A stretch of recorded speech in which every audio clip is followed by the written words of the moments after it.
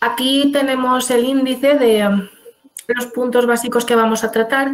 Como creo que os explicábamos en la descripción de esta actividad que transmitimos por nuestras redes sociales, vamos a describir lo mejor que podamos prácticamente 100 años de nuestra historia, tanto en términos internacionales como en términos nacionales en España, sobre cómo la literatura, el cine y la música han influido y se han visto influidos por la percepción que ha cambiado a lo largo del tiempo de nuestro colectivo en sí, ¿no? También nos gustaría matizar que seguramente os habéis dado cuenta que una de nuestras presentadoras...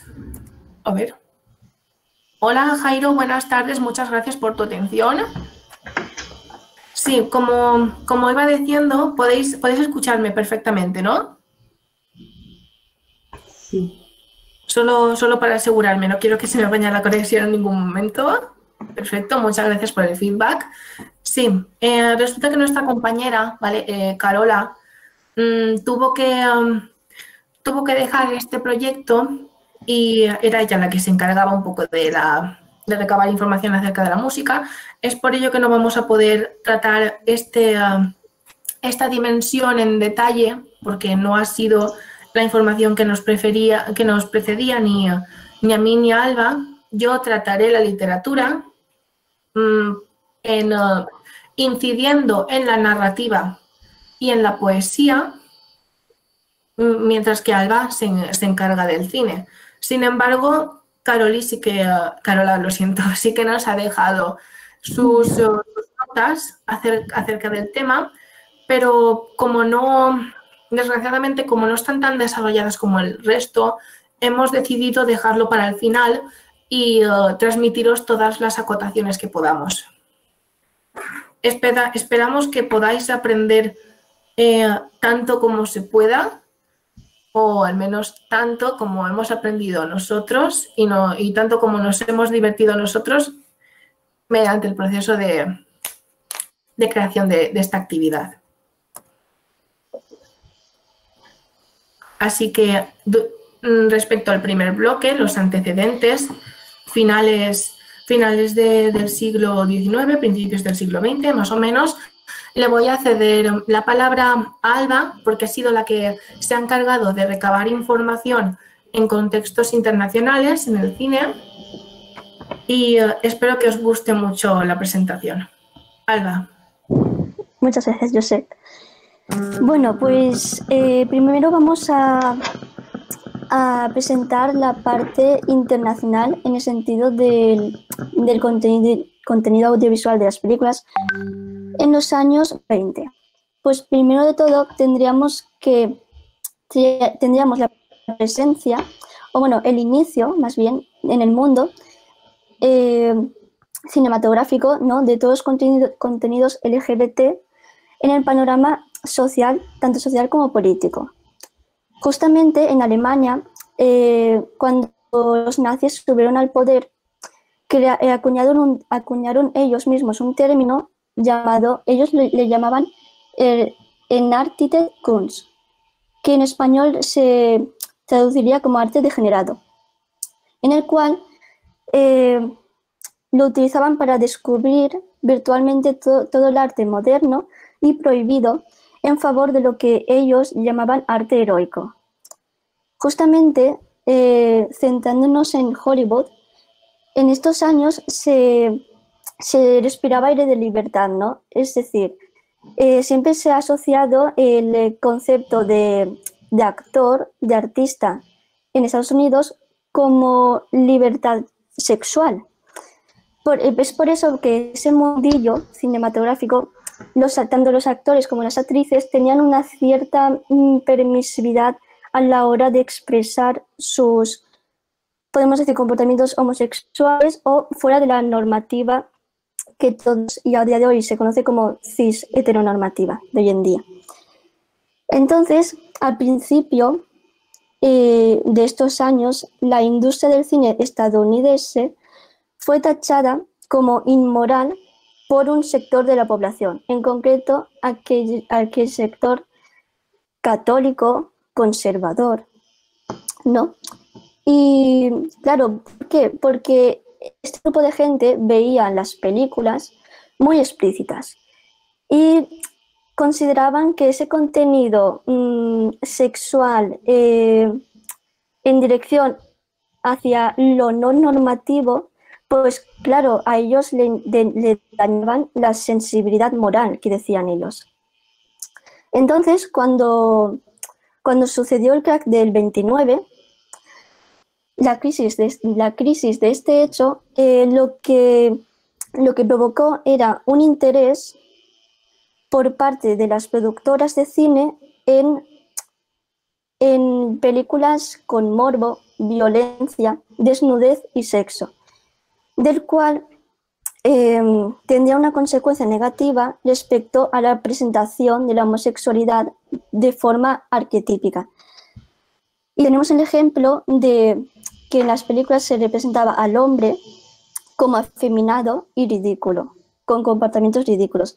La mujer, como veis en esta foto de la película llamada El Ángel Azul, de Joseph von Sternberg, de 1930, pues representaba a la mujer como de una manera morbosa, con traje y corbata. Entonces, esta forma de representación, ¿no?, de nuestro colectivo es lo que consolidó muy fuertemente estos tipos de arquetipos. Vale. Siguiendo por esta línea, claro, los grupos conservadores, ¿no?, y religiosos hicieron muchas protestas y muchos boicots, ¿no? E incluso fueron presencialmente delante de las donde se vendían en las taquillas, ¿no? Antes de un estreno de una película, pues siempre había en esos tiempos un montón de gente delante protestando por el contenido que estas películas mostraban, ese contenido LGBT. Una cosa muy curiosa que sucedió estos años es el llamado Código Hays, que en 1934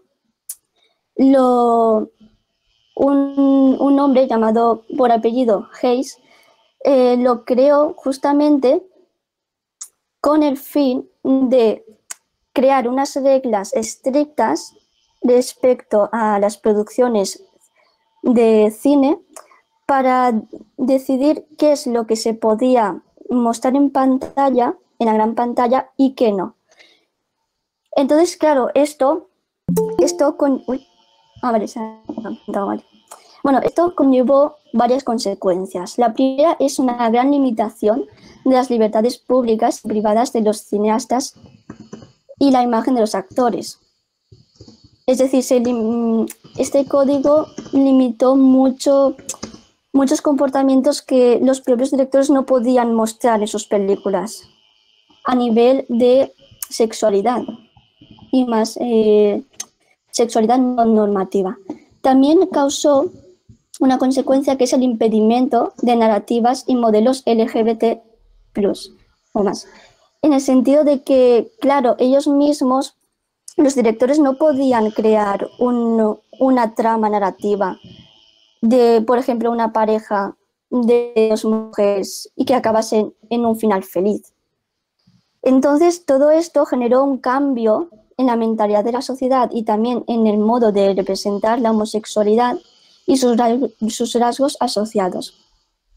Por ejemplo, estaba prohibido mostrar personajes masculinos afeminados y cualquier clase de perversión o desviación de la norma sexual. Y en cambio, por el otro lado, se aceptaba unos roles de género solo en situaciones de burla, condena y ridículo. Vale. Y como ejemplo de estos años de películas tenemos, en primer lugar, la película llamada Anders als die Anders. Es una película alemana de Richard Oswald del 1919, en el cual se refleja un un aprendiz de violín, ¿no? O sea, un chico joven homosexual que,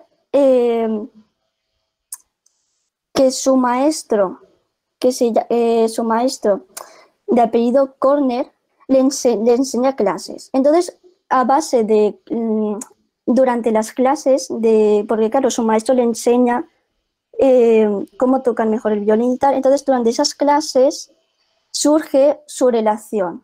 Entonces esta película fue muy pionera en ese momento porque reflejaba de manera positiva esta relación homosexual entre dos hombres, y también criticaba, por otra parte, todas las presiones y la no aceptación de la sociedad. En segundo lugar tenemos la película de Wings, traducido como Alas, del director William and Wellman, de 1927. En esta película básicamente trata sobre... en esta película la he seleccionado porque es muy curioso cómo muestra cómo se muestra en esta película, otra vez hablando la homosexualidad entre dos hombres. Y en esta escena, justamente como veis en el Power, hay un hombre besando fraternalmente a otro, y lo que supuso esta película es que cuando se estrenó, el público que fue a verla no tuvo gran reacción de sobresalto o de crítica hacia ella, y eso fue un dato muy curioso. También hay que destacar en último lugar que ganó el primer Oscar. Vale, y por último, 3 ejemplos más sobre el concepto del lesbianismo. Hay una película que se llama La hija de Drácula, de Lambert Hilger, de 1936, que es un fact fict en que se ve cómo la protagonista, que es una vampira lesbiana, ¿no? Pues seduce a las mujeres, a sus víctimas, para morderlas. Entonces, ¿qué pasa? Que esta película, cuando se estrenó, muy sorprendentemente pasó la censura, a pesar de los componentes homosexuales que había en ella. Pero claro, ¿por qué pasó la censura? Porque mostró un personaje como, concretamente esta lesbiana vampira, como degenerada y perversa. Entonces, claro, por eso pasó la censura, porque, bueno, tiene componentes homosexuales, pero está como considerada y representada como negativamente. Entonces, por eso pasó la censura. Y bueno, aquí hay 2 películas de Alfred Hitchcock, un gran cineasta, de 1940 las 2, y una es Rob, la soga, donde también aparece representada la homosexualidad en una pareja de hombres. Y en la segunda, que se llama Rebecca, también volvemos a lo mismo, al tema de retratar, en este caso, un personaje lésbico como violento y siempre asociado a ámbitos muy crueles y muy duros, como es en este caso la cárcel, porque este protagonista lésbico justamente era como, creo que era una funcionaria de la cárcel, entonces como que en el film se muestra muy bien en la película sus conductas muy violentas.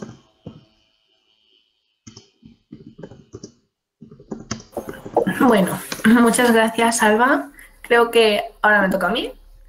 Así que, en fin, respecto a la literatura, se puede decir que ahora en estos tiempos, lo que viene a ser finales del siglo XIX, principios del siglo XX, todo lo malo empieza aquí, para resumir.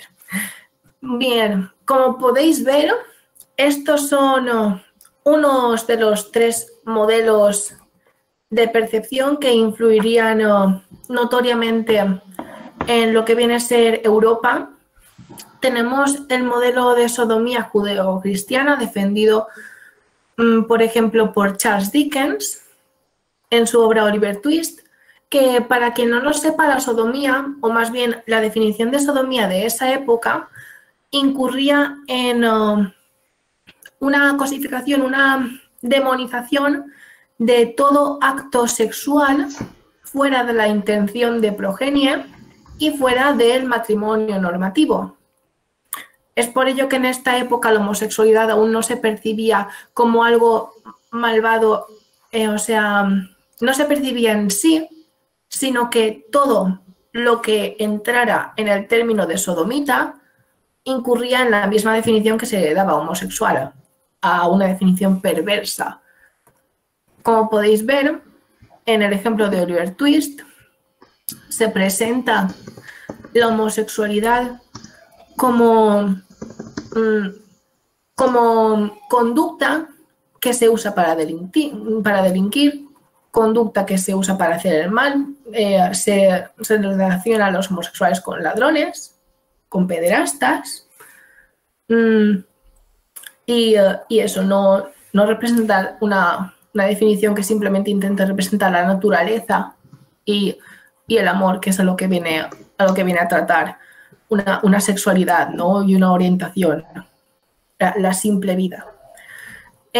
También tenemos lo que a mí me parece un poco la percepción de la elegancia, porque la homosexualidad empieza a percibirse de forma negativa por ejemplo, en la clase media que intentaba subir a una clase de mayor rango, y ellos consideraban la homosexualidad, como veis, como un mal complemento, algo que les impediría subir, algo que es mejor no tener. En otros casos, como por ejemplo lo que pasa en España, en gente normalmente progresista y republicana, consideraban que la homosexualidad no era algo que puedes tener o que no. O sea, se consideraba como una consecuencia negativa de tu educación, una consecuencia negativa de tu clase social. Es decir, ellos ya daban por hecho que por tener una clase social alta, ¿vale? Es por eso que se relaciona con este término de la elegancia, de la clase social. Simplemente por tener una clase social alta, ya quiere decir que tú no vas a tener esta categoría negativa de la homosexualidad, porque pensaban que era una falta de educación, criarse en un contexto dominado por la vorágine, por el frenesí, por la irracionalidad. Lo relacionaban con la clase obrera. Parece que no tenían a muchos homosexuales por la aristocracia, quién sabe. Bueno, sin embargo, claro, también tenemos contrapuntos, también tenemos a defensores de nuestro colectivo. Uno de ellos que hemos seleccionado es el caso de Oscar Wilde, con su obra Teleni, por ejemplo, del 1893, que viene a hablar como argumento de un pianista, ¿vale? Un protagonista que se convierte en el deseo de Camille Desrieux, quien lo conquistará y le mostrará un nuevo mundo repleto de placer. Es por ello que simplemente intenta definir la homosexualidad como es, intenta representar su naturaleza y el amor en este caso, entre dos hombres. Es por ello que se ciñe tanto a lo que viene a ser una descripción y le da tantísimo lujo de detalles y representa también el amor, el sexo, que en esos tiempos se tipificó como una novela pornográfica. También matizar que este autor siempre intenta representar la homosexualidad como algo positivo en todas sus obras. Tenemos otro caso que a lo mejor os suena más, que es la novela del retrato de Dorian Gray. Sí, este hombre que hace un trato con el diablo para que siempre permanezca joven, ¿sí? Y claro, en este caso, en esta historia, hay una conversación en la que nuestro protagonista describe la homofobia como una enfermedad. del medievalismo. Ya se describía como algo que no tiene sentido. Y nada, también aclarar que fue el primer hombre en defender públicamente en un tribunal europeo el amor homosexual. Pues como debe ser, oye. Y bien, ahora vamos a incidir un poco más en la situación en España. Como podéis ver, la sodomía, porque nuestro país siempre ha sido muy católico, ¿no? Entonces, pues es normal que defendan modelos judeocristianos. Se defendió prácticamente durante todo el inicio de este siglo, solo se quitó de la ley durante un periodo muy corto, el del trienio liberal, pero enseguida volvió con la ley del 1848. Algo más que añadir es que, como os estaba explicando antes, aquí no se incide directamente, no se enfoca, no se acaba de percibir como unidad a lo que es la homosexualidad en sí. Esto viene con un decreto, con una ley de Alfonso XIII en 1928 que sí que describe lo que es la homosexualidad, como cree, y lo considera un delito. No hablamos de sodomía, hablamos de homosexualidad. Incidimos un poco más. Aunque claro, aquí aún estamos englobando lo que viene a ser toda la diversidad sexual que tiene nuestro colectivo, que aún se define como homosexualidad. Y bien, todos estos modelos, ¿de acuerdo?, vienen a representar una homosexualidad como una desgracia, como algo que si se tiene tenderá a un final infeliz. Y es por ello que en esta época en la que se intenta representar la literatura con la fuente del realismo, los autores representarán la homosexualidad bien con la desgracia o no la presentarán. También tenemos que recalcar que la representación de la homosexualidad en la literatura dependerá mucho de la condición sexual y la sexualidad del autor. En este caso, si el autor pertenece a nuestro colectivo, bien intentará describir la homosexualidad como una desgracia, como algo que tienes y que vas a padecer y que vas a acabar en un final desdichado, porque como os intento explicar, la literatura de esta época es realista, es simplemente siguiendo con este tipo de literatura. Sin embargo, aquellos que están fuera y están bombardeados por esta percepción, si me permitís, errónea de la homosexualidad desde la homofobia, es evidente que catalogarán la homosexualidad como una patología.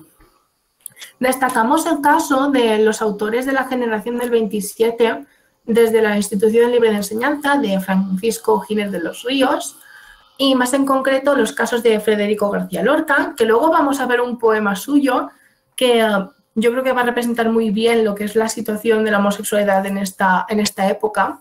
Vemos también el caso de Vicente Aleixandre, Emilio Prados, Luis Cernuda y Manuel de Altolaguirre, e incluso Dalí, que no estaba dentro de la generación del 27, pero sí que tenía lazos muy estrechos con los participantes de esta generación y también pertenecía dentro de nuestro colectivo. También matizar que como estos autores no tenían ningún tipo de influencia narrativa de la homosexualidad, nadie había escrito en España antes sobre la homosexualidad, necesitan basarse de autores contemporáneos como Wilde o también André Gide, creo que se pronuncia el apellido, y de otras obras comerciales, que es lo que está explicando Alba sobre la conducta liberal que gastaban y que sí que se permitían un poco más de representar, al menos más frecuentemente, lo que viene a ser los personajes homosexuales, que nos viene de las obras comerciales del consumo de masas norteamericano. Y ahora aquí tenemos algunos ejemplos de la época que nos basamos básicamente de novela cisgénero. Es la época. Tenemos novela cisgénero de hombres y novela de lesbiana. Algunos casos a destacar de la novela cisgénero homosexual, es en el 1930 que nos viene de forma extranjera los poemas arábigo-andaluces de Emilio García Gómez, en la que se describe la temática homoerótica andalusí y se hace referencia al coitanal. Tenemos muchas novelas de Luis Cernuda, aquí 2 ejemplos, donde evita el olvido y los placeres prohibidos. Hay otra novela que creo que es anónima porque no he podido encontrar al autor o la autora, que es la del marinero joven, y finalmente, que es el poemario que más me ha encantado como representativo de esta época, que es Los sonetos del amor oscuro, de Federico García Lorca, que vamos a ver un soneto suyo, muy precioso. Como representantes de la novela lésbica he escogido a estas 4 autoras porque yo creo que en el cómputo global de sus estilos narrativos vamos a poder ver más o menos un poco la idiosincrasia, ¿sí? la diversidad narrativa que se llega a presentar dentro de este colectivo, ¿no? Por ejemplo, tenemos el estilo más... tenemos el caso pionero de Ángeles Vicente en Sesé, porque ella fue la primera en representar una novela con una protagonista lesbiana. Tenemos el caso más valiente en cierto sentido de Lucía Sánchez Saornil, porque ella sí que presentaba versos homoeróticos tal cual, pero porque se hacía pasar por un hombre. Ella escribía bajo un seudónimo masculino. Por eso se permitía ese cierto lujo de hablar con tanto desparpajo, porque claro, para el público era un hombre, entonces de alguna manera podía, ¿sí? Tenemos el lesbianismo más velado de Carmen de Burgos, porque no usaba seudónimos, y esto es bastante importante. En esta época sabemos que la gente, los poetas, en su mayoría, usan sus escrituras de modo de diario, ¿vale? De hecho, por esto usaban el realismo, para representar su propia vida y cómo percibían cómo iba el país. Es por ello que muchos autores hablan de su propia homosexualidad. Sin embargo, no es el caso de Elena Fortún y de Mathilde de Ras, que no hablan de su propia orientación sexual, no usan sus aportaciones como diario personal, de alguna manera. Y este es el poema que os quería presentar. Aquí el autor, Federico García Lorca, está escribiendo un poema en el que intenta describir la situación que tiende a padecer con su amado, llamado Juan Ramírez Lucas, en el que, como podéis ver, la homosexualidad y el amor homosexual se presenta como era en la realidad, como una lucha contra el poder supremo, que era el de la homofobia, que era el del Estado, que cree saber lo mejor para ellos, pero simplemente pues eso, solo lucha contra lo que desconoce. Y bien, así entramos en el segundo bloque de nuestra representación histórica, en la que vamos a tratar el marco histórico de la Guerra Civil y los inicios del franquismo, pero primero voy a cederle la palabra a nuestra compañera Alba.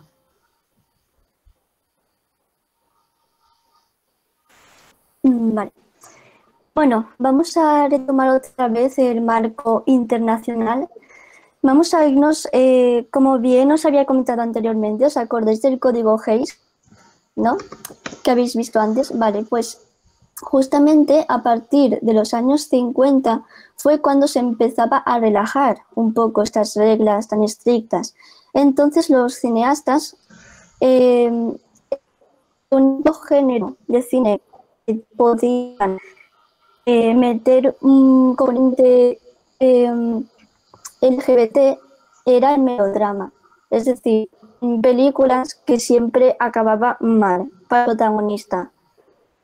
sobre todo protagonistas homosexuales, porque en el cine la verdad es que ha habido desde siempre también, y como en todas las esferas de la sociedad, un gran machismo. Entonces en el cine, cómo no, también hubo. Entonces, por ejemplo, aquí tenemos dos películas. Una se llama El halcón maltés de John Huston. Se corta un poco. Sí, yo sí que te oigo un poco cortada. Uy, pues qué raro. ¿Me seguís oyendo cortado aún? Ahora parece que no, sigue hablando y a ver si se arregla. Vale, un poco, dice Sela. Voy a desconectar, a ver, voy a quitarme el micro y después lo voy a enchufar a ver. Vale, ¿me oís bien? Ahora parece que sí. ¿Hola? Vale, ahora mejor, vale, perfecto. Bueno, continuando, vale, con el primer ejemplo de la película de El halcón maltés de John Huston del 41. En esta película se muestra un personaje homosexual como ejemplo de la presencia del queer coding. Y os preguntaréis, ¿qué es el queer coding? Pues el queer coding es un término anglosajón que define la codificación gestual y estética de un personaje acordes a los clichés, en este caso, la mayor parte de la homosexualidad. O también se puede aplicar también al mundo LGBT, a cualquier sigla del acrónimo. Entonces, claro, este queer coding englobaría todo conjunto de características, comportamientos y elementos que sugieren al espectador que un personaje de ficción pueda parecer queer, aunque no necesariamente su orientación sexual esté definida completamente. Pero este concepto nunca se plantea, nunca se muestra como realmente como conflicto dentro de la trama narrativa de la película. Por ejemplo, saltando un poco en el paso del tiempo, supongo que muchos de vosotros conocéis las películas Disney, ¿no? Sí. ¿Cómo no? Pues justamente el queer coding aparece ahí, justamente en los personajes antagonistas, como por ejemplo Jafar, Scar en El Rey León. Y, por ejemplo, el personaje de Úrsula, ¿no? La antagonista de La Sirenita, su personaje está inspirado en una drag queen que se llama Divine. Así como dato curioso, informativo. Bueno, sigamos con los años 50. Vale, el otro ejemplo que tenéis a la derecha es una película que se llama Jarka, de Carlos Arévalo, también del 41. Y en esta película, la verdad es que ha sido bastante olvidada, porque tampoco a nivel cinematográfico, técnico, no es que sea una pasada, pero sí que es verdad que sí que esconde unas pinceladas de toque homosexual. Por ejemplo, esta película trata sobre, bueno, es una película nacional de exaltación militar, patriótica y extrema. Y está ambientada en el Marruecos de los años 20. Y aquí justamente hay dos personajes donde, bueno, el protagonista se llama Carlos, ¿vale? Y trabaja en el ejército. Y es asignado, se le asigna un capitán. Bueno, tiene como capitán un tal Santiago. Y bueno, lo que a simple vista parece una amistad, en realidad es algo más profundo. Y lo podemos ver la verdad es que aparece esto en una secuencia. O sea, si la película dura una hora y media, podemos ver esta representación homosexual en solo poquitas escenas. Y justamente hay un diálogo que he remarcado, que es cuando Carlos, el protagonista, claro, Carlos tiene una mujer, pero no está en Marruecos, está en otro país. Entonces, Carlos está planteando tiene una gran pasión, una gran profesional del ejército, entonces se planteó el abandonar el ejército e irse con su mujer para tener un futuro mejor y pasar más tiempo con ella. Entonces, en una escena está hablando con su capitán y después de decirle la situación y la decisión dudosa que tiene, le dice, su capitán, yo pensaba que eras de los que nunca creían que habían dado bastante. Por eso te he querido como a un hermano, casi como a un hijo, porque creía que eras como yo. Ahí falta una... Bueno, este diálogo como que sugiere algo, ¿no? Como que hay algo más. Y también ese nivel técnico de cine también se muestra con un primer plano. Y ese doble punto, ¿no? ¿Qué pasa? Que, bueno, esta película la verdad es que cuando la seleccioné, podemos concluir que es muy difícil tener la seguridad de que esté hecha, de que la intención del director esté hecha con esa intención de drama gay, ¿no? Pero mirando esas escenas, y si la habéis visto o si tenéis la oportunidad de verla, yo creo que sí que parece que lo deja muy claro, ese sentimiento más profundo que tiene nuestro protagonista con el capitán. Bueno, y centrándonos en el panorama español, tenemos una película realmente que ilustra muy bien la vida de un gran artista que para muchos no ha sido muy reconocido. De hecho, en esta película que se llama Esta es mi vida, es una película argentina que la protagonizó nuestra estrella española, Miguel de Molina. ¿Alguien conoce a Miguel de Molina?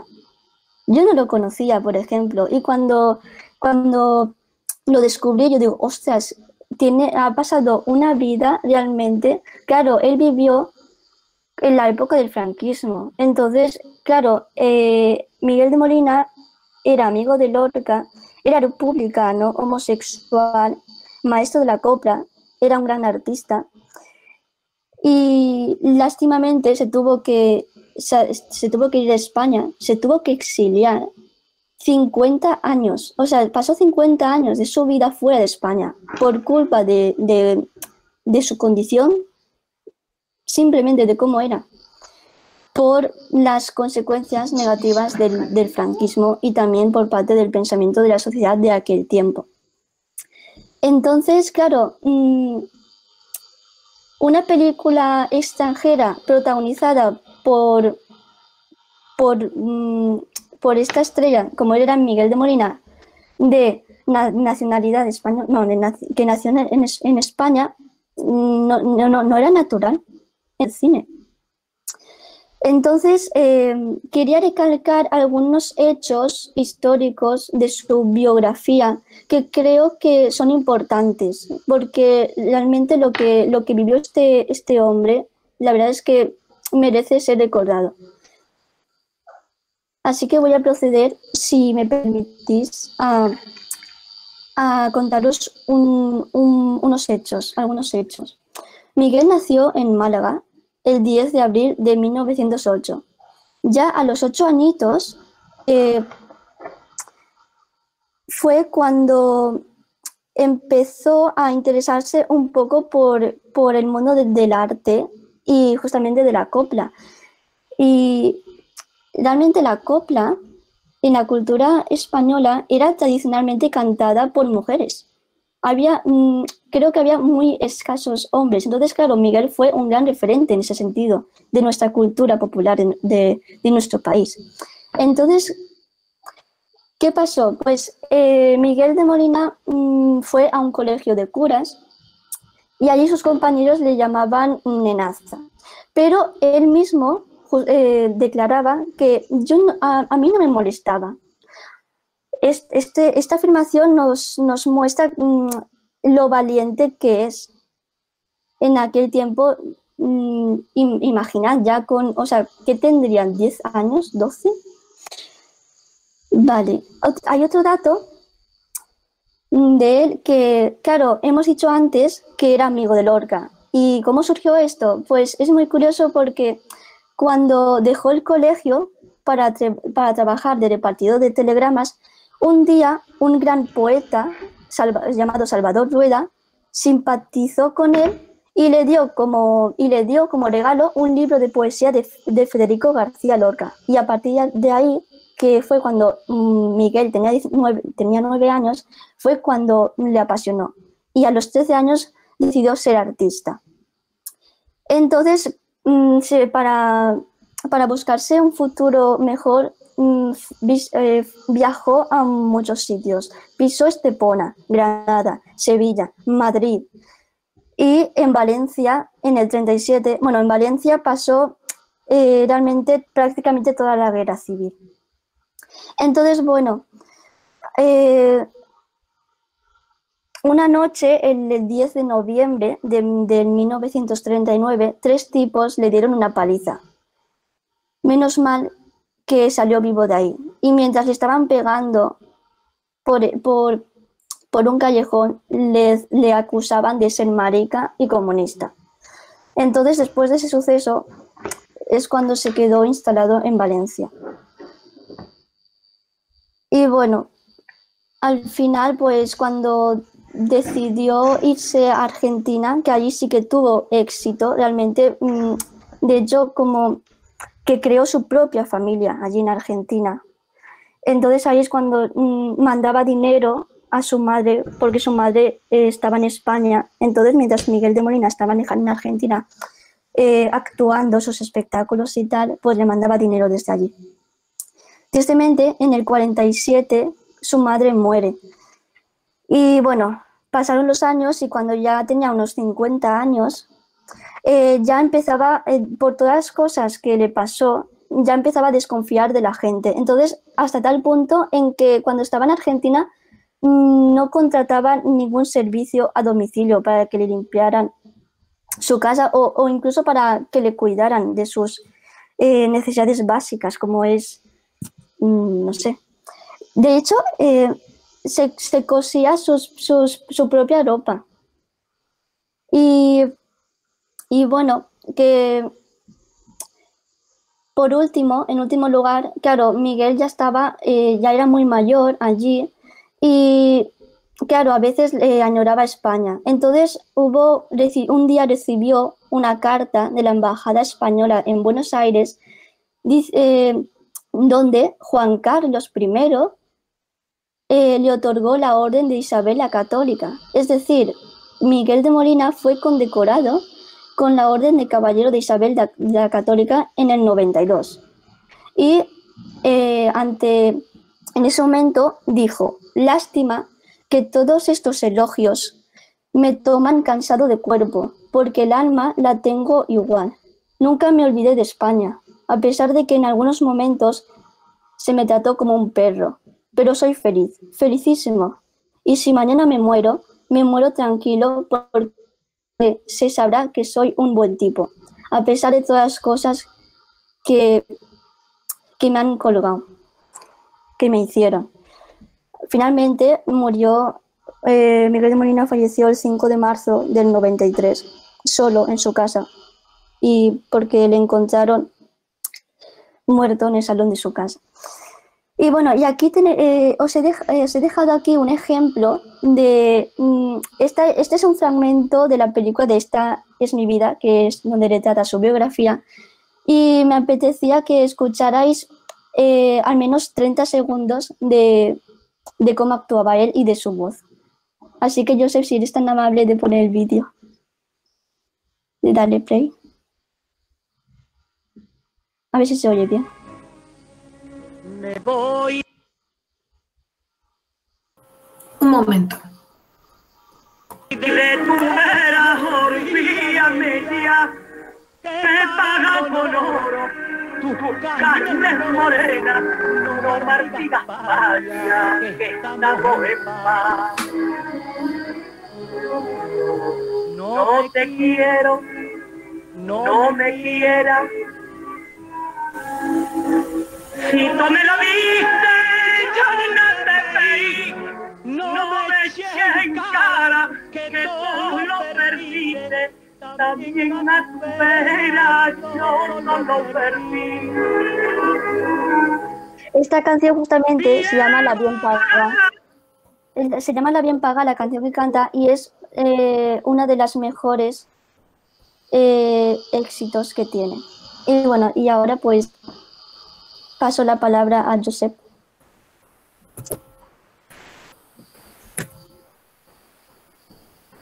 Un momento. Vale. Podéis escucharme perfectamente, ¿sí? Yo te escucho. Vale. Perfecto. Bueno, pues recordar que ahora en estos momentos en España entramos en la guerra civil y en el franquismo, por lo que sufrimos un detrimento significativo de la literatura en general y por ello la literatura homosexual claramente también va a verse afectada. No solo por este hecho, sino también por la muerte de Federico García Lorca, que, como os decía, era muy influyente en la época, y eso es lo que viene a afectar al hecho de que ahora más, y se ve más en la poesía, los autores empiezan a esconderse, sí, de alguna manera, expresando lo que era la poesía oscura de Vicente Aleixandre, es decir, la poesía de la discreción, vamos a decir, porque, por ejemplo, Vicente Aleixandre nunca reveló públicamente su homosexualidad. Aquí tenemos unos ejemplos y nos gustaría inferir en dos casos bastante significativos, uno para la época, que es Jaime Gil de Viedma, y otro para lo que viene a ser el desarrollo del colectivo, que es Francisco Brinés. Jaime Gil de Viedma era, pues, muy parecido a Vicente Aleixandre. Él también aplicaba la política de la discreción y su poesía fue valorada tanto que se le catalogó como el padre espiritual de la poesía posmoderna, en el sentido del realismo que intentaba aplicar a sus poemas y también su tono irónico de la sociedad. Sí que es cierto que usaba lo homoerótico como arma recurrente, aunque siempre se trataba de forma ambigua y velada, ¿no? Por no aparentar, o sea, por el hecho de aparentar y no denotar la verdadera naturaleza del autor. También por esta misma corriente se evita conscientemente la apología de la homosexualidad y desconfía abiertamente de los otros autores, de los otros poetas que quieren hablar así de forma más abierta, ¿no? Por dos razones principales. La primera es por aparentar, por el hecho de que quería sobrevivir de alguna manera y que no lo fusilaran. Y la otra era para avisar de alguna manera que eso a la gente de nuestro colectivo no le iba a convenir a la larga, bueno, a la larga sí, pero lo que es al individuo en sí no le iba a convenir porque los iban a fusilar por la simple expresión de la diversidad sexual, los fusilarían. Es por ello que él prefería usar esta conducta. Un caso antagónico, también dentro de nuestro colectivo, es Francisco Brinés, que él sí que hace énfasis, como ya hacía Wilde, de la naturaleza homosexual y de lo que es el amor en sí. Y es por ello creo que el hecho de ir en contra de lo que es el paradigma normativo de la homosexualidad, es por ello que lo consideramos un grandísimo influente de lo que es la literatura actual de nuestro colectivo. Es así que pasamos al tercer bloque de nuestra investigación, en la que trataremos entre los años 60 y los años 80.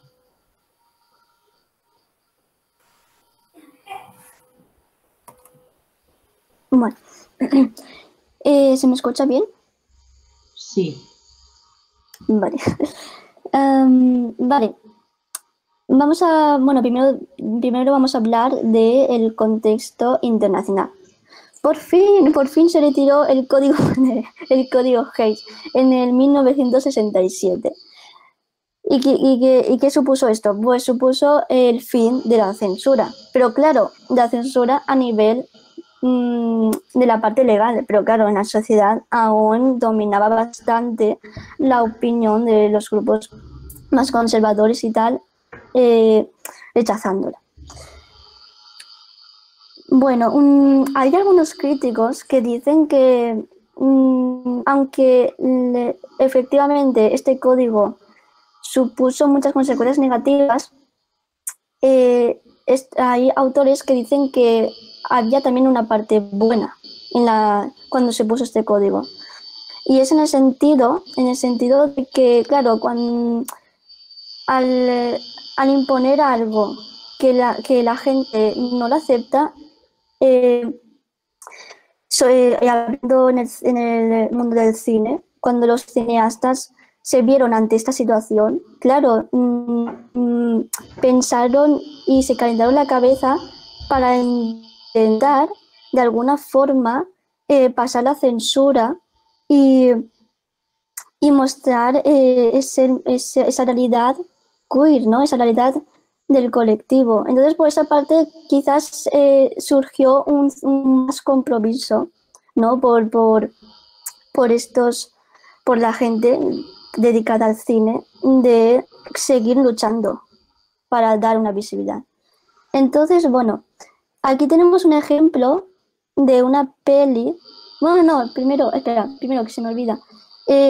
Un hecho muy histórico, también significativo para nuestro colectivo, son las revueltas de Stonewall del 69, que hace un año ya se celebró el 50 aniversario. Claro, este hecho, pues en el marco tanto social como cultural, fue un detonante y un inicio hacia la lucha de las libertades de las personas transexuales, bisexuales, las personas LGBT, ¿no? Esto, pues, bueno, a tener en cuenta que pasó por estos años. Vale, pues ahora vamos retomando lo que había dicho antes de la película, de este ejemplo, la película Cabaret de Bob Fosse del 72. Es un musical donde se muestra un triángulo amoroso. Y claro, durante todo este tiempo, no sé si alguno de vosotros habrá pensado, vale, ¿y la bisexualidad? Pues, por ejemplo, en esta película es un ejemplo donde, gracias a Dios, aparece un personaje bisexual. O sea, se muestra la bisexualidad del protagonista masculino, que es este que tenéis aquí en primer plano, con la camiseta azul, ¿no? Y bueno, al menos tenemos un ejemplo de ello. Después, en el panorama español, en el cine, tenemos que destacar la película llamada Diferente, de Luis María Delgado, en la cual supuso la visibilización también de la homosexualidad, y en este caso del protagonista, que era un joven homosexual que se había inculcado en unos valores familiares muy religiosos. Entonces, como en un momento se dio cuenta de que esa no era la vida que quería vivir, pues hizo todo lo posible para conseguir su sueño. Claro, a este protagonista le gustaba mucho el teatro, la música y tal, cosa que antes no estaba muy bien visto, ¿no? Siempre pues ha hablado de que los hombres pues se tienen que dedicar al fútbol o a ser médicos, abogados, pero este personaje, este protagonista quería emprender el camino del mundo del arte. Y el otro ejemplo es la película que se llama Un hombre llamado Flor de Otoño, de Pedro Olea. Es del 78 y realmente aboga muchos temas complejos para la época de aquel momento, como es la libertad sexual, y concretamente en esta peli se presenta el protagonista como el protagonista es un hombre homosexual que por el día como que tiene dos vidas. Por el día trabaja en su trabajo, que creo que era abogado, sí, era abogado, creo que sí, y por la noche trabaja trabaja, o sea, en un cabaret de Barcelona. Y bueno, claro, el público que iba a este cabaret, pues claro, le llamaban travesti. Porque claro, cuando en las actuaciones que hacía, pues se vestía de ropa, bueno, socialmente asociada a la ropa femenina, ¿no?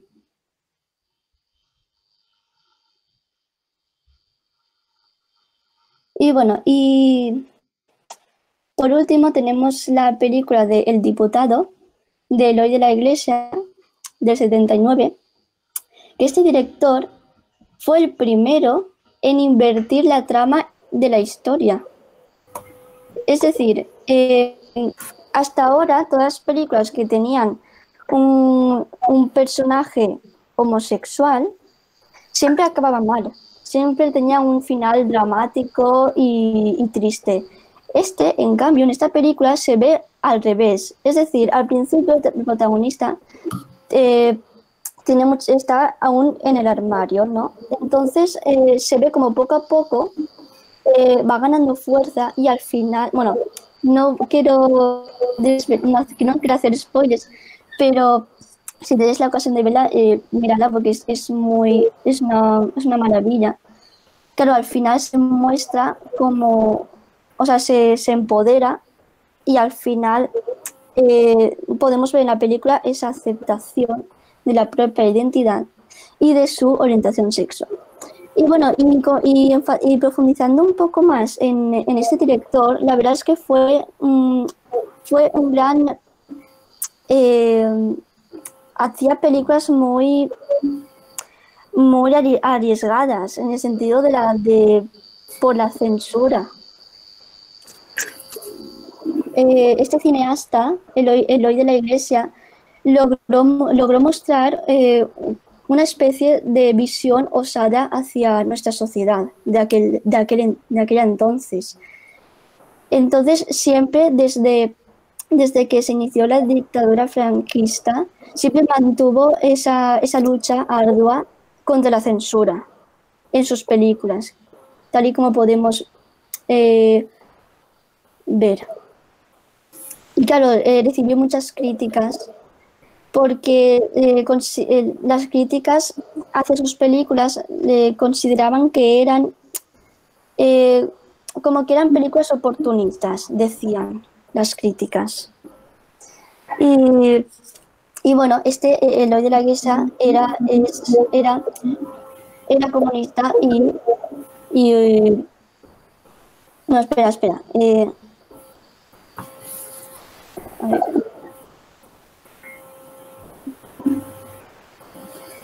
Vale.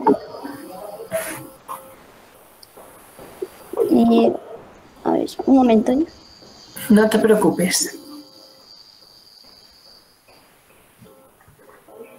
Vale, era comunista y homosexual. Vale, como como resumen, tenemos que decir que existen unas películas donde se muestran diferentes versiones del homosexual. Está como el homosexual sin pluma, de clase alta, que podemos ver en la película de Los placeres ocultos.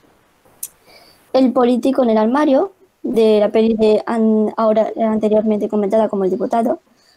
Y el travesti, en la película de un hombre llamado Flor de Otoño, que es de la anterior diapositiva. Y por último, como La loca combativa, en la película de Gay Club.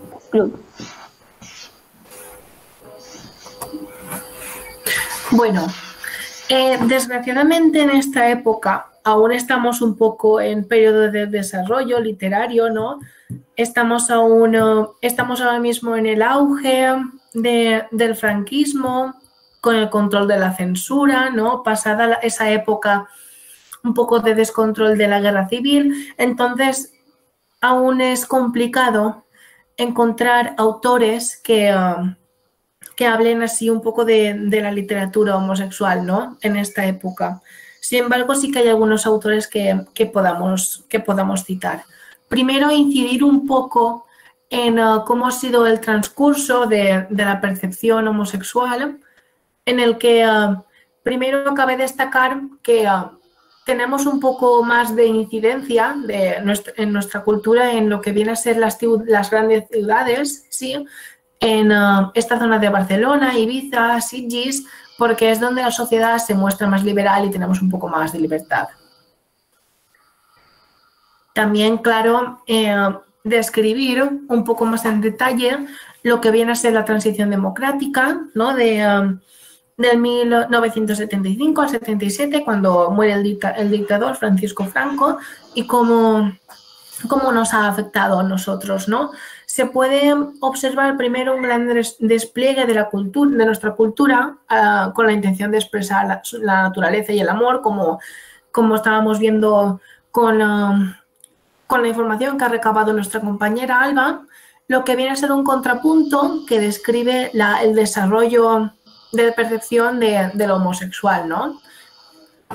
Ahora los homosexuales, esto me parece muy importante. Intentamos describir su historia, la historia de la homosexualidad, y no intentamos coger a los homosexuales no intentamos hacer una cosificación, que es el punto tradicional de la percepción, ¿no? No intentamos cosificarlos para representar lo perverso y lo que no se quiere.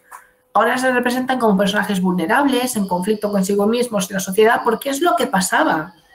Es lo que pasaba, era un relato verídico de nuestro colectivo. Era la naturaleza que se podía ver, no es una cosificación.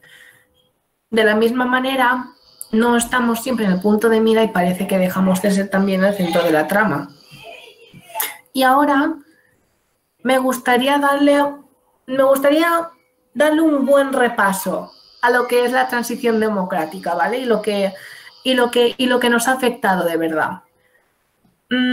Os voy a dar unos cuantos datos y me gustaría que los reflexionarais ahí donde estéis, en vuestra casa, en vuestra silla, en vuestro sofá, en vuestra cama, donde estéis colocados.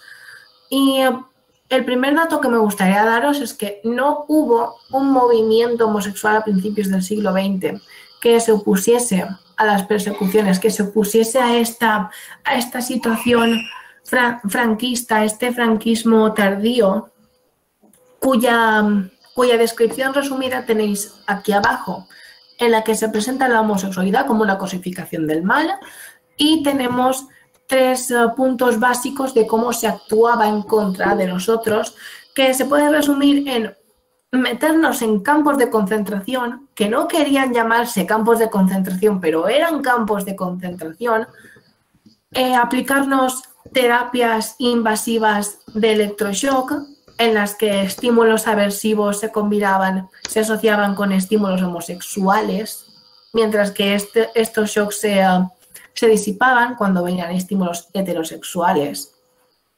Y la vigilancia controlada, la supresión de la libertad cívica de los homosexuales. Y parece que no hubo movimiento homosexual al principio del siglo XX, y esto choca bastante. Sin embargo, puede que esto choque aún más. Ni el indulto del 25 de noviembre del 75, ni la amnistía del 31 de julio del 76 beneficiaron a los homosexuales que habían sido detenidos.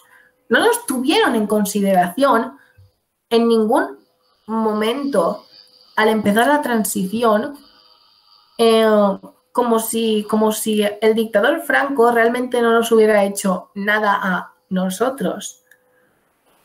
Y este hecho de que no estuviéramos en consideración y no nos quejáramos al principio, me gustaría preguntaros si, o que al menos reflexionéis de por qué, a qué se debe. ¿Qué pasa que nos están ignorando y qué pasa que no nos estamos quejando? Pues bueno, la respuesta se resume en un concepto que se llama remasculinización identitaria. ¿Ok? ¿A alguien de aquí le suena este concepto? Remasculinización identitaria. Bueno, de todas formas, la remasculinización identitaria se resume en lo que nunca te han contado sobre la transición democrática. Es la causa por la que el pueblo español nos ha ido ignorando y es la causa por la cual parece que no intentamos quejarnos al respecto. Para explicar en detalle este fenómeno, necesitamos observar más detenidamente el contexto histórico en el que al menos nuestro país se encuentra. Por esta situación de desarrollo de la percepción que se va viendo, ¿no?, que estamos explicando, se ve un enriquecimiento del marco teórico de lo que vendría a ser la teoría queer, ¿no?, que trastoca el ideal masculinista de la perfección, ¿no? Trastoca la narrativa patriarcal en sí. Los políticos, a la hora de planear, y me gusta esta palabra, ¿no?, planear, esta transición, este paso hacia la democracia, se dan cuenta de este hecho y dicen que no sabrían muy bien cómo contener de alguna manera, cómo llevar adelante el país ya con este cambio que se hace desde una dictadura hacia una democracia, desde una liberación de un sector de la población, ¿no?, el sector así obrero, el sector, la gente comunista, ya a la hora de intentar llevar esto a cabo, decían que no entendían, no sabían muy bien cómo llevar también a cabo las protestas que se generaban a causa de la discriminación que Franco también nos hizo a nosotros. Es así como nace lo que viene a ser la justificación política de por qué se nos ignora. Esto es la remasculinización de la amnistía política del 1975 al 1977. Se entiende como un proceso democrático y se llama democrático porque todos en el Senado pensaban así, todos los que votaron pensaban así, en los que los dilemas de la sexualidad y la orientación sexual y toda esta diversidad que decían trastocar el sistema del país en sí, se querían dejar aparentemente de manera momentánea de lado para poder tratar temas que decían que eran más importantes en ese momento y así no romper, no tender al caos en la población dentro de un estado con una estabilidad muy frágil. La remasculinización identitaria se caracteriza de 3 medidas principales: la política del silencio, la representación negativa y la eliminación de la percepción social. En la política del silencio, nuestro colectivo es privado de representación democrática y en los medios de la comunicación. Sean cuales sean los derechos que tengamos, estos no se comunican de manera efectiva porque la comunicación se impide. Si es que llegamos a decir algo y nos oyen, nos van a representar, van a coger nuestro mensaje y lo van a modificar para que sea algo que nadie estaría de acuerdo contigo. Esto es representarnos de forma negativa, de forma que nadie quiera pensar como nosotros. Y es así, esta eliminación del marco social y esta demonización que nos quita, nos pone en el punto ciego de la sociedad. Me gusta mucho la forma en la que este autor describe un poco el proceso. Si uno neutraliza al destinador, al destinatario y el sentido del testimonio, todo es como si no hubiera referente, como si no hubiera daño. Y es que este proceso social de ignorancia, de falta de información, es el mismo que crea una preponderancia del sistema patriarcal que va a retroalimentar el proceso. Va a continuar alimentando a la sociedad de tal manera que que se quiera seguir postergando esta supuesta representación, esta supuesta ayuda en nuestro colectivo que dicen que vendrá más adelante. Es así que la sociedad en sí se estructura con una universalización de las necesidades masculinas que afectará tanto a nuestro colectivo como al feminismo. Es muy interesante la historia de cómo nuestro colectivo se desarrolla y actúa contra el sistema patriarcal de la mano del feminismo en esta época. De hecho, tengo un artículo muy interesante para vosotros en las referencias que cuando lleguemos os lo voy a recomendar porque lo describe de forma muy interesante y creo que lo podéis encontrar en Google Scholar, en Google Académico. También para citar un poco, para representar la ironía de todo esto, que es que se supone que en la amnistía del 77 se dice que se da amnistía a cualquiera fuese el resultado, con anterioridad del día 15 de diciembre de 1966. Pero fuimos ignorados. Y es que no tiene otra palabra. De esta manera, lo único que vemos un poco a favor nuestro, pero es que tampoco sirve llamarlo así, es que algunos diputados sí que mencionan nuestras realidades, pero solo de forma políticamente correcta. No existe una motivación verdadera, no existe un intento de ayuda. Y este texto que tenéis al final es un poco un resumen que se intenta hacer de lo que viene a ser el panorama político-social que encontramos en esta época y que influye dramáticamente en la percepción de nuestra situación. Bien, para acabar un poco con esto, ¿cuál ha sido el resultado de todo este proceso en nuestra percepción? Bueno, tenemos unas cuantas vertientes.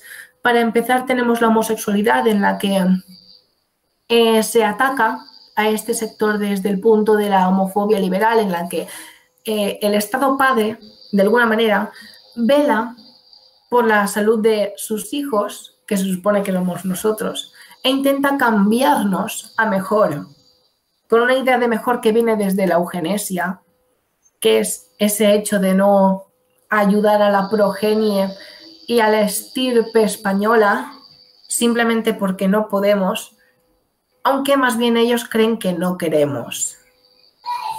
Y es así que nos achacan una esencia de maldad, una esencia que viene desde hace demasiado tiempo, que viene desde los albores de este siglo, o incluso antes, o incluso en los albores de la Edad Media, como hablamos con la sodomía.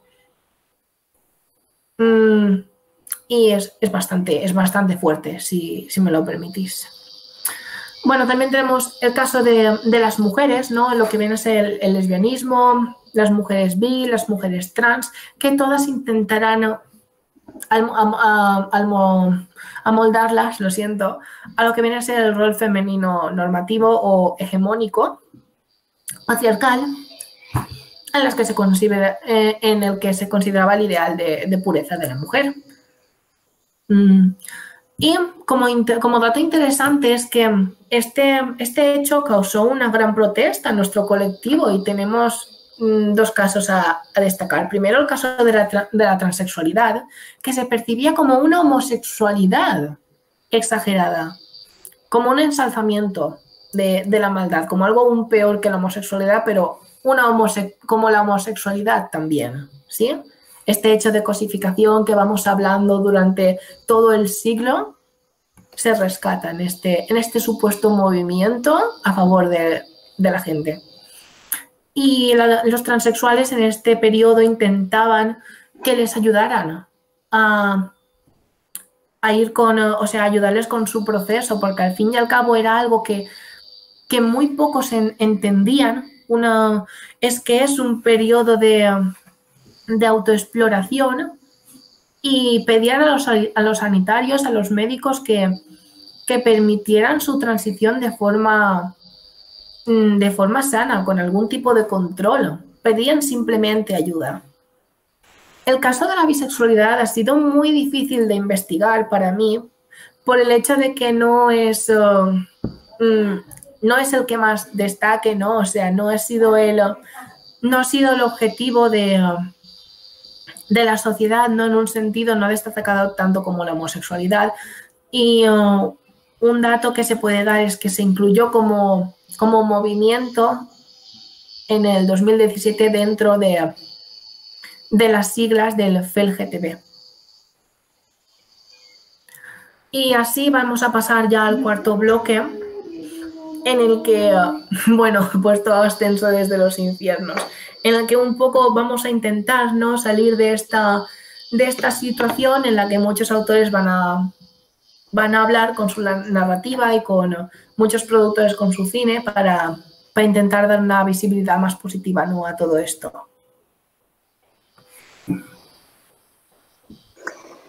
Bueno, pues como ya sabéis, en los años 80 fue cuando surgió el SIDA, el VIH, ¿no? Entonces, claro, lo que acaba de decir Josep antes de ver una visión, de intentar hacer una visión más positiva de nuestro colectivo, pues realmente vino el SIDA y lo empeoró.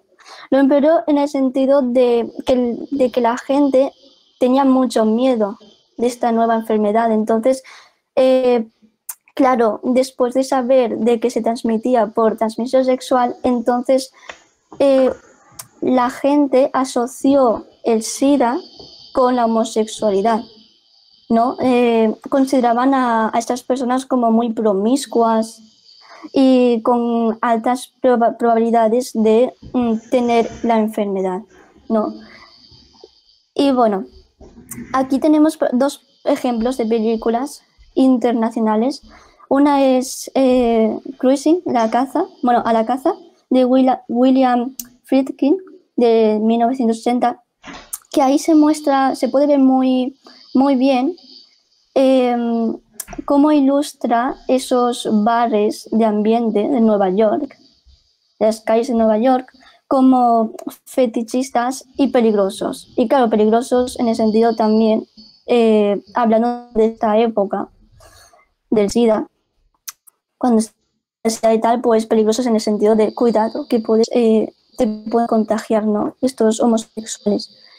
Después, el segundo ejemplo es una película que se llama Boys Don't Cry, de Kimberly Peirce, de 1999. En esta peli habla sobre la transexualidad, donde la protagonista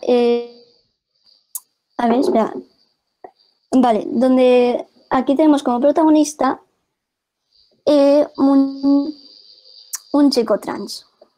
Y si tenéis la ocasión de verla, está muy chula y la recomiendo. Bueno, la recomiendo porque la he seleccionado porque considero que es muy representativa en este aspecto. Yo no la he visto, pero la tengo pendiente de ver.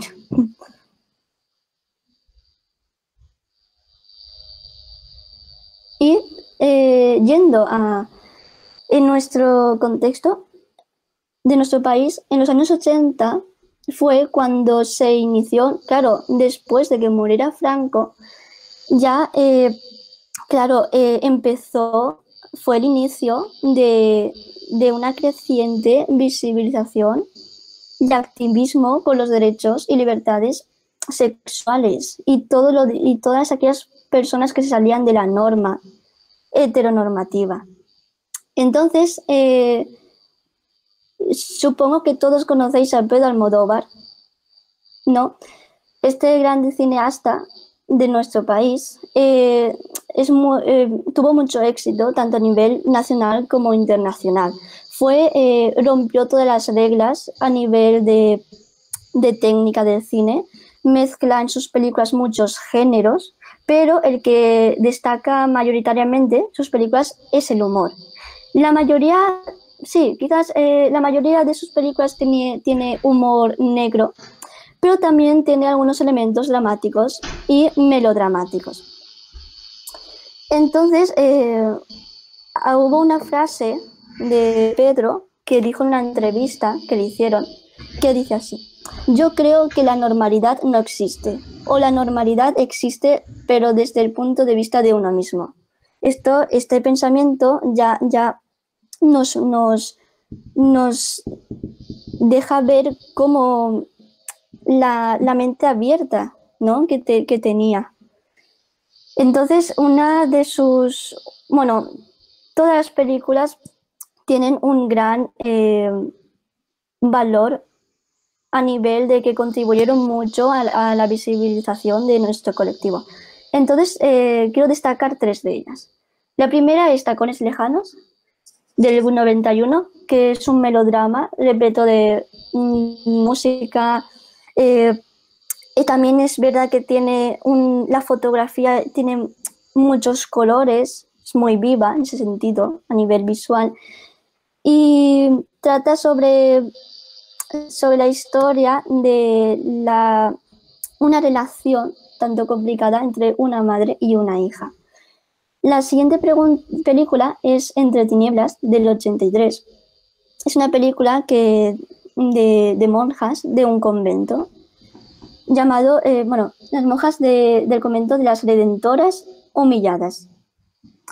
Y aquí cabe destacar la presencia del lesbianismo, porque de hecho alguna de sus protagonistas es una lesbiana. Vale, y por último, la ley del deseo, que esa también es del 87, y aquí aparece una chica trans llamada Tina, que el papel es interpretado por Carmen Maura. Y esta peli supuso un punto de inflexión en su carrera, porque tiene un fuerte... Claro, muchas pelis de Almodóvar tienen, como hemos dicho antes, un componente melodramático, ¿no? Y de humor negro. En esta predomina esa base, ese carácter romántico, que es la que le hace tan peculiar y tan destacable.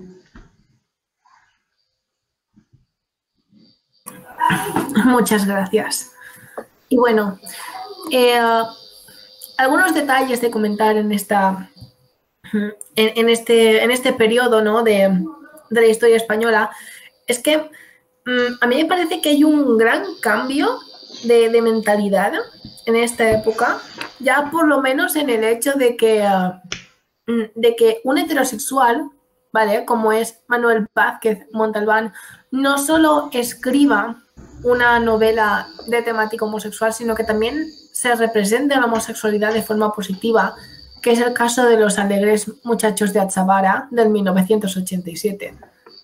Es que, no sé, o sea, yo lo siento, pero yo creo que me la voy a leer a posta solo porque es heterosexual, porque está hablando de temática homosexual y lo está hablando de forma positiva, porque literalmente me ha sorprendido muchísimo, porque literalmente esto es un reverso, ¿no? Como comentaba antes Alba, ¿no? Una inversión de lo que viene a ser el paradigma que venimos viendo en todo el siglo, en el que antes la heterosexualidad calificaba la homosexualidad de patológica, mientras que ahora ha cambiado completamente la percepción. Y bueno, otro caso que tenemos en esta época entre los 80 y los 90 es el caso de Eduardo Mendicuti, en el que convierte la temática homoerótica en algo normalizado y dirigido a todo el público. Y bueno, también tenemos, por ejemplo, el caso de Lluís Fernández, del artista nu, porque, bueno, básicamente lo he comentado porque es valenciano y porque yo también soy valenciano y porque yo creo que también me lo voy a leer porque, no sé, porque es valenciano. O sea... Y bueno, hablando sobre la eclosión de los años 90, donde también se observa un gran cambio de perspectivas, tenemos el caso de Ferran Torrent en Gracias per la propina o Gracias por la propina en castellano, donde por fin tenemos a un autor que describe la situación como de la situación homosexual como con un destino resolutivo, no con un destino trágico, en la que se resuelven conflictos y se acaba con la homosexualidad siendo entendida en términos de aceptación y normalización, y no en términos de desgracia. Es que esto es un gran avance. También tenemos el caso de Jaime Bailey, en No se lo digas a nadie, que recibió apoyo internacional por parte del país. Esto también es un caso de avance por lo que hablamos de la transición democrática en la que había una política del silencio. También hay un avance en la percepción desde ese punto de vista y se describía se apoyaba por su franqueza al reflejar la vida homosexual de Perú. Según Miguel García Posada, otro crítico, ¿no?, novelista, también era meritorio por su sentido de crítica social y de antirracismo. Sin embargo, también tenemos otros grupos sociales que intentaban también pues, boicotear, ¿no?, como también comentábamos, creo que también comentábamos antes en un caso de cine, en este caso intentaban boicotear este libro porque decían que recibía un apoyo exagerado de lo que era un poco la mafia homosexual, que creo que estaba un poco metida en los periódicos y tal, y es como que de alguna manera creían que manipulaba la información y, les acusaban de dar un poco de autobombo, ¿no? Vamos a decir, una clara muestra de desinformación de un grupo social que ya lo vamos conociendo.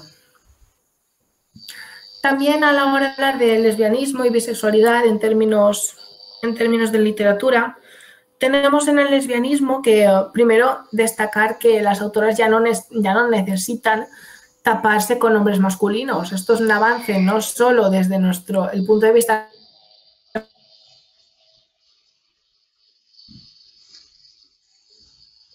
creo que os van a sonar, porque son muy conocidos. Tenemos el caso de Gloria Fuertes y de Lucía Echevarría. Gloria Fuertes destaca, como decíamos, porque era feminista. Era muy poco normal que una mujer... Josep, dicen que se ha cortado. Uy, ¿pero tú me oyes? Sí, a mí me va bien. ¿A ti te va todo bien? Vale, ya está. Oh, a ver. Neus dice, a lo mejor he sido yo. Chicos, ¿a alguien más le ha pasado?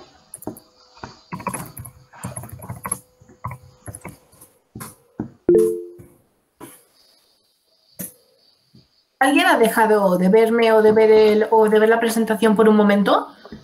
Dicen que no. Ok. Bueno, de todas maneras recordamos que esta presentación va a ser grabada por si alguien se pierde algo y así que no os preocupéis. Bien, como iba diciendo, destacamos dos casos principales como el de Gloria Fuertes y eso es... cabe destacar el hecho de que es muy poco normal que una mujer no sea feminista siendo escritora y encima siendo lesbiana o bisexual. Es por ello que muchas autoras que hayamos catalogado en esta presentación, también podría hablarse de ellas en una presentación desde el feminismo, ¿no? Y bueno, como dato así curioso, ella no quería salir del armario, bueno, en la época, pero se la empujó, supongo que de forma amistosa de alguna manera, porque Andrea Luca y Cristina Peri Rossi creo que también eran escritoras, entonces, bueno, no sé si lo hicieron a malas, la verdad, creo que sería algo que debería investigarse, es bastante curioso el hecho. También el caso de Lucía Echevarría, destacamos dos novelas en este caso, pero se podían destacar muchísimas más. En el hecho de destacamos Nosotras, que no somos como las demás, del 99, y Una historia de amor como otra cualquiera, del 2003, y en las que se describe, como venimos diciendo, la naturalidad en sí en este contexto determinado de convivir con heterosexuales. Simplemente mostrar la sexualidad humana desde una perspectiva amplia y no cosificar, no demonizar. Esto es lo que importa. También podemos destacar un caso de bisexualidad. Antonio Galán, sí, por cierto, que no os lo había dicho antes, es uno de los autores, entre otros, que podría destacarse dentro del bloque anterior. ¿De acuerdo? En este bloque, en este marco temporal, destaca su obra La regla de tres, en la que se narra una relación entre la protagonista Asia, de nombre Asia, con una mujer de su edad y el marido de esta. Sin embargo, no tuvo buenas críticas, pero se conoce que fue icono de la época.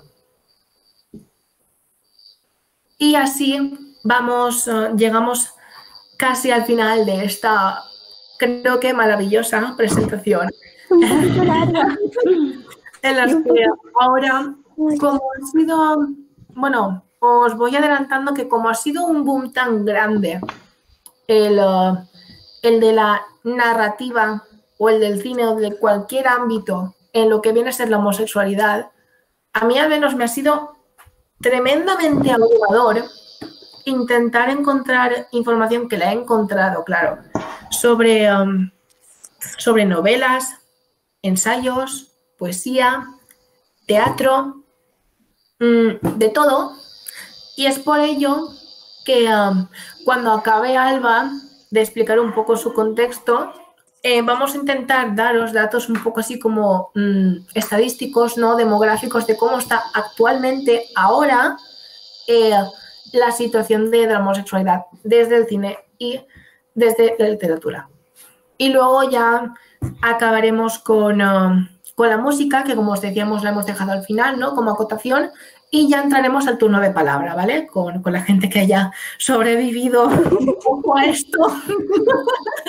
Lo siento. Sí, lo sentimos mucho, Lo sentimos mucho. Bueno, a ver, voy a ir súper rápido. Respecto al contexto actual de estos últimos 20 años, en el mundo audiovisual, claro, con todo este tema del movimiento feminista, ¿no? Entonces, claro, ahora cada vez más las mujeres se están implicando mucho en aquellos aspectos donde tradicionalmente lo dominaban los hombres, ¿no?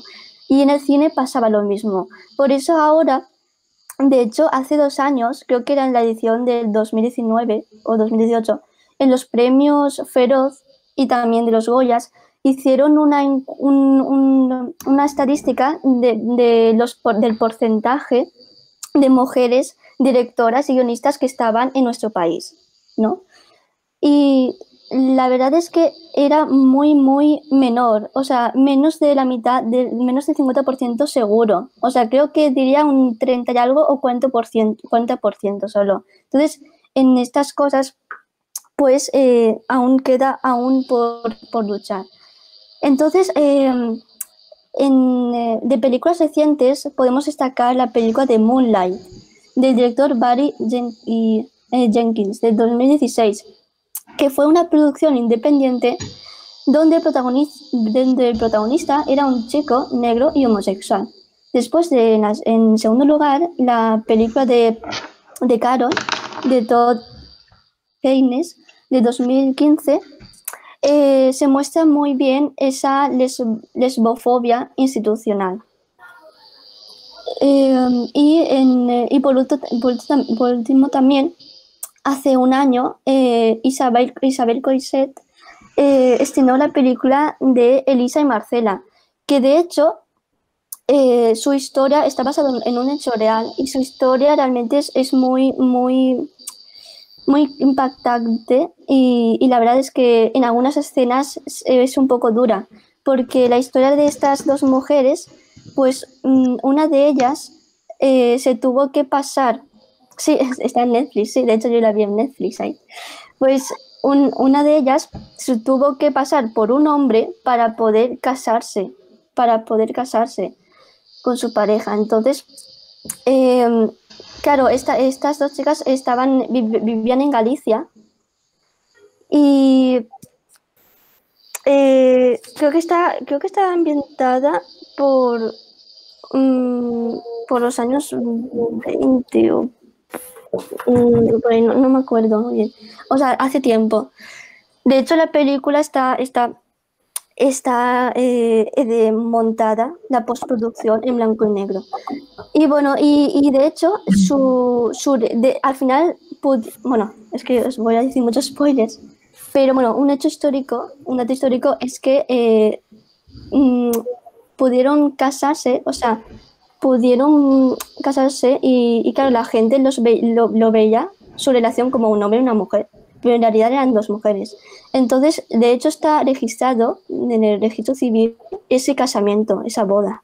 Claro, la que, no me acuerdo si era Lisa o Marcela, bueno, la que se pasaba por un hombre, claro, cambió también su nombre y todo. Y había momentos en que podían vivir un poco en paz, pero la gente lo descubría y tal, de que eran dos mujeres, iban a por ellas. Incluso hay una escena muy impactante en que ellas están en casa y la gente de fuera le tiraban piedras a su ventana, donde vivían.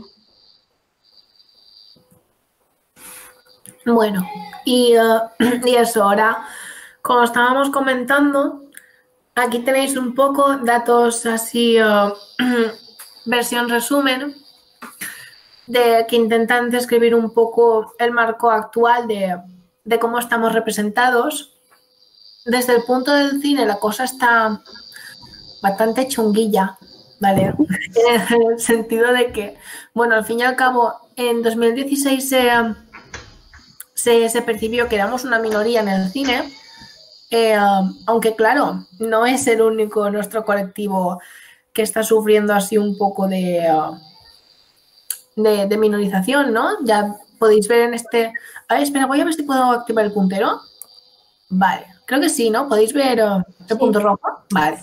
Pues aquí donde estoy marcando, ¿vale? En lo que viene a ser una clasificación sencilla de los personajes en el Hollywood del 2016, se sigue viendo una preponderancia de la gente blanca que es increíblemente menor a la gente negra, aún más a los asiáticos y por no hablar de los latinos. O sea, la cosa en todas partes está aún por mejorar muchísimo. Sin embargo, bien es cierto que también tenemos nuestra representación, como por ejemplo, por citar nombres, Marlene Dietrich, Greta Garbo, que a lo mejor os suena más este nombre, Rock Hudson o Montgomery Clift. Y además tenemos otros directores que sí que están comprometidos en hacer películas de esta índole, de nuestro colectivo, como George Cukor, creo que se dice, no sé muy bien, Vicente Minelli, lo siento, y Dorothy Artzner. Sin embargo, como decimos, aún sigue habiendo una falta de representación clara y veraz de nuestro colectivo y por supuesto consideración de nuestra causa. Aún hay mucho que avanzar aquí y en todas partes, Y es por eso que hay que hacer cositas, que hay que apuntarse a voluntariados y lo que sea. Chicos, hay que mover el mundo. Fechas a destacar es la aprobación del matrimonio igualitario de 2005, que esto es muy interesante y puede que os suene, que es en la serie de Hospital Central. Sí, Alba, te estoy comiendo un poco el terreno.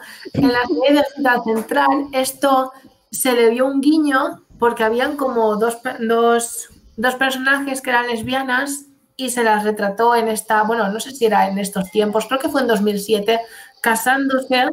Daron un poco un guiño de esto, ¿no? Rollo, ahora podemos, ahora estamos avanzando, Sí. vamos mejor. De hecho, fue el primer ejemplo dentro de la ficción española donde se mostraba una boda entre dos mujeres. Y también otra fecha destacada, la despatologización de la transexualidad, de quitar la transexualidad como una enfermedad del DSM en el 2018. O sea, en el 2018, chicos, hace 2 años. Vale. Y bueno, ahora vamos a destacar un poquito lo que vienen a ser los premios, ¿vale? Y lo que vienen a ser las editoriales abiertas, es decir, la intención de premiar y la intención de distribuir nuestro contenido.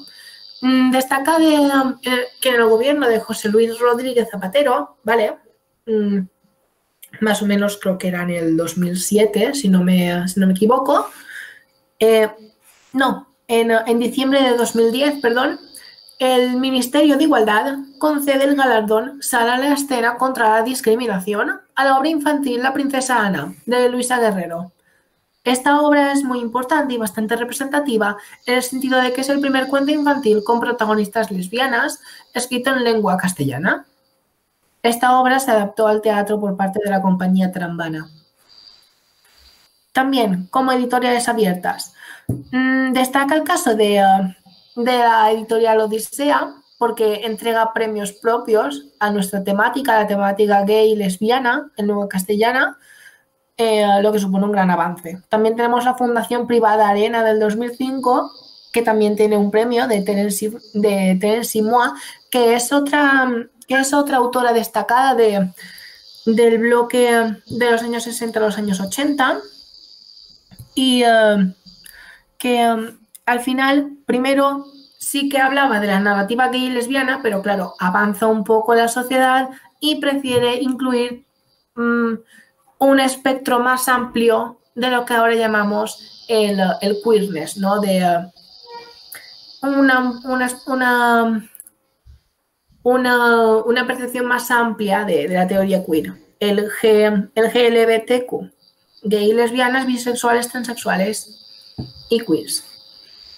Tenemos también la editorial Stonewall del 2011 y la editorial Dos Bigotes del 2014. Y es así como acabamos haciendo un poco de acotación con la percepción desde la música en nuestro colectivo.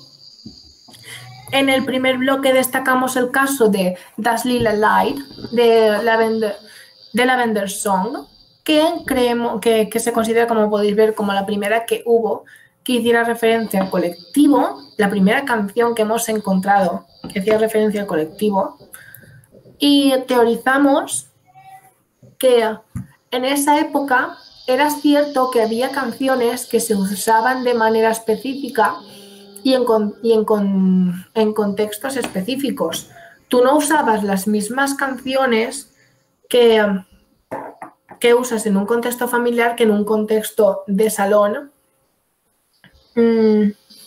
Y creemos que esta canción en específico acabó convirtiéndose por lo que decimos de su contenido en un icono LGTB que la gente gastaba para hacer fiestas LGTB en su casa, lo usaba como signo de apoyo al colectivo, ¿sabéis? Es como un lenguaje, como cuando la gente hacía esto del cristianismo de dibujar un pez, ¿sabéis?